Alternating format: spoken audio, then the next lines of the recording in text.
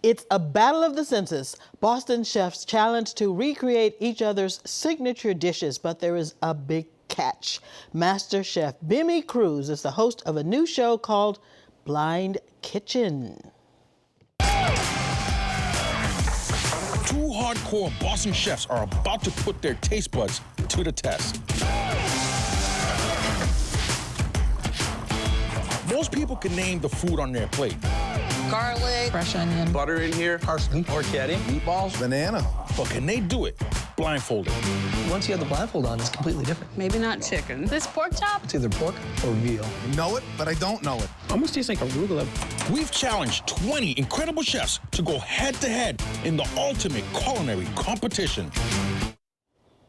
Joining me now is the famous Master Chef from Blind Kitchen Boston, Bimmy Cruz. Hi. Hi, how we doing? Thank you for being here. Absolutely, pleasure to have me. So listen, I want to talk about how the show goes. So, you know, from pasta to pierogies, we got chefs from all over Boston. They're blindfolded, Yes. right? Yes. And they're asked to get down and dirty and figure out what the other one is eating. How does this work? Listen, how it works is you got to rely on all your senses besides your sight.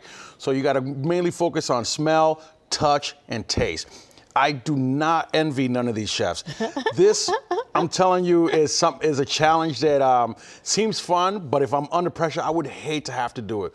But all these chefs did an amazing job trying to figure out, dissect what the ingredients are by, you see them just getting in there trying to get a good whiff. You see them getting their hands dirty. Yeah.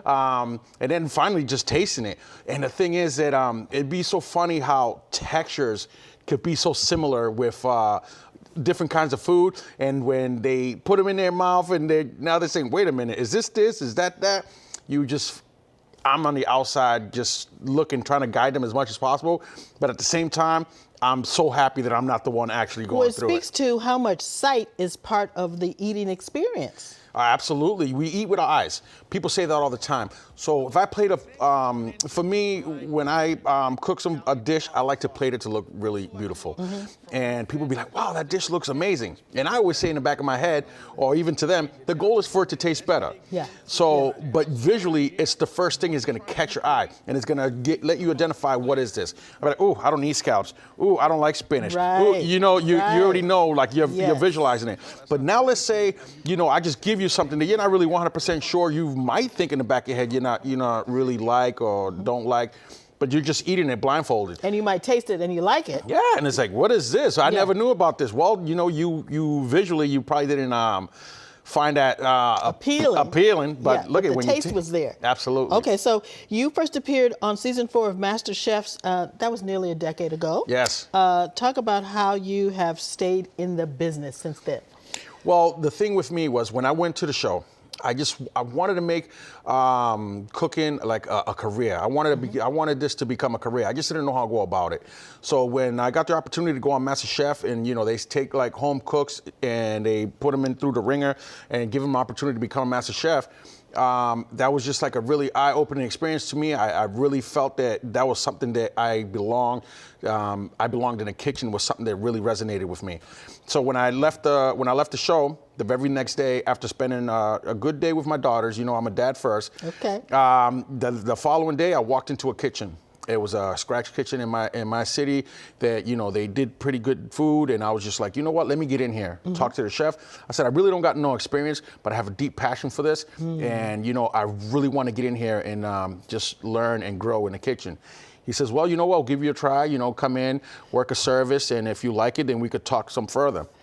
And, I got in the kitchen, right? This is a quick, funny story.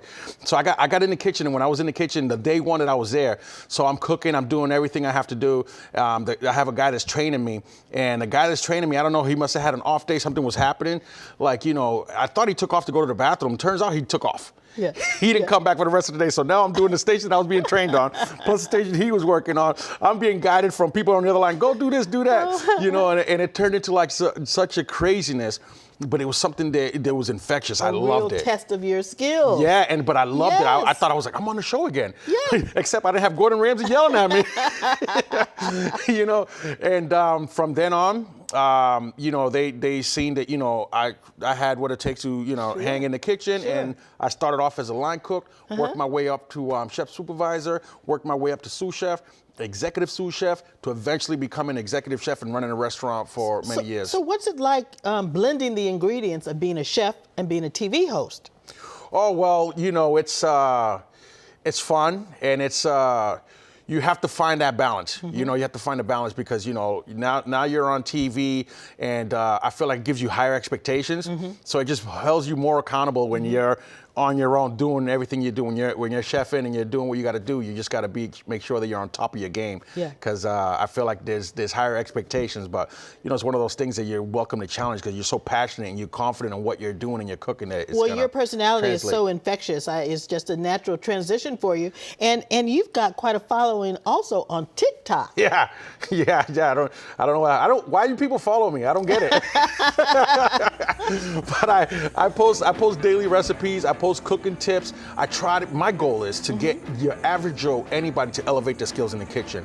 You know, you're a single man and you come home and you know, you're just like, you don't want to spend money on going out. You know what? You could watch one of my TikToks and give you an idea. You could put something together in your home. You know, you want to surprise your woman and make her a nice dinner that day, then there you go. The same thing, you want to cook something for your kids that's gonna, you know, when they come home from school, you're gonna surprise them with maybe they love chicken parm, and you know, you're gonna get an excellent, great source on how to make a simple chicken parm that's gonna be time efficient and easy and anybody could do. So that's what I'm trying to do with my TikTok, and people gravitate towards it and they follow me. Now, why do you guys follow me? Now, you're from Taunton. Let's give a shout out to Taunton. Taunton all day is what I gotta say. Okay, talk about how your roots influence your cooking style. Well, you know, Taunton is a bit of a diverse community. I'm Puerto Rican myself, but we have all different. We have Puerto Ricans, we have Portuguese. You know, you have your Irish. So there's a mixture of cuisines like in Taunton. So. And a lot of it, like especially like with Portuguese, there's a lot of Portuguese in Taunton. They eat a lot of seafood. I love seafood.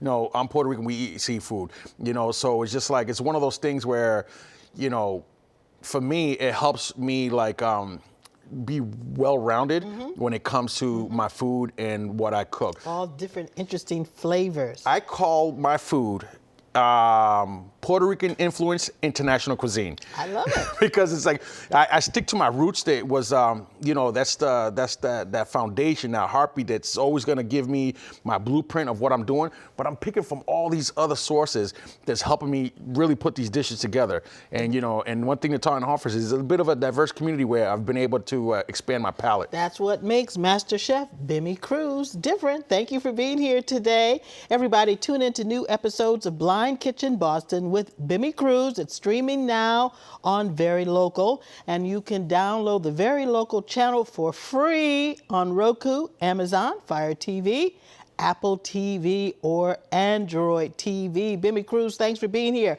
Up next, before Hamilton and In the Heights, there was Freestyle Love Supreme, a fusion of hip-hop, improv, and comedy. We meet two cast members and how they put on a unique show each time they step on the stage. Way. Ever since I was a little kid, this was my only dream, the only shit I ever